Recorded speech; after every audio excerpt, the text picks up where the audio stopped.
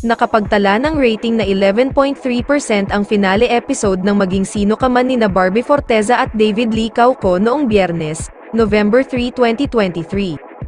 Pero mas mataas pa rin ang FPJ Batang Quiapo ni Coco Martin na naka 15.3% ang aggregated ratings sa A to Z, TV5 at Kapamilya Channel. Marami ang na-curious kung ano ang pasabog ng teleserye ni Coco ngayong Monday night dahil sinabi naman niyang pinaghahandaan na nila ang pagsisimula ng Black Rider ni Ruro Madrid.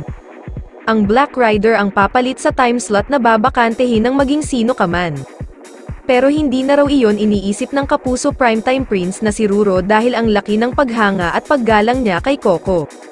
Nahihiya si Ruro kapag sinasabi sa kanyang ang lolong niya ang nagpatumba noon sa FPJ ang probinsyano ni Coco, nagkataon lang daw na ang programa niya ang katapat noon ng pagtatapos ng teleserye ni Coco. Hindi itinatanggi ni Ruro na nandyan ang pressure sa pagsisimula ng Black Rider. Syempre po, may pressure of course, lahat naman po tayo, gustong maging successful po yung mga projects po na ginagawa natin, say ni Ruro. But for me, more than anything else, yung makapagbigay po ng magandang programa sa mga manonood, mas nakatutok po ako dun. I mean, as an actor, my goal is to entertain people.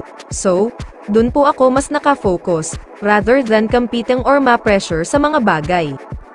Hindi man lang umano nakaforma ang barda seryeng Maging Sino Ka Man sa FPJ Batang Quiapo. Iyong subplot ng Maging Sino Ka Man na nagpanggap na lalaki si Barbie Forteza ay hindi kapanipaniwala sa televiewers. Kay hirap ding paniwalaan si David Lee Cauco bilang maangas na sanggano. At least, dikit ang ratings ng Eat at Eat Bulaga pero malakas naman ang It's Showtime sa online.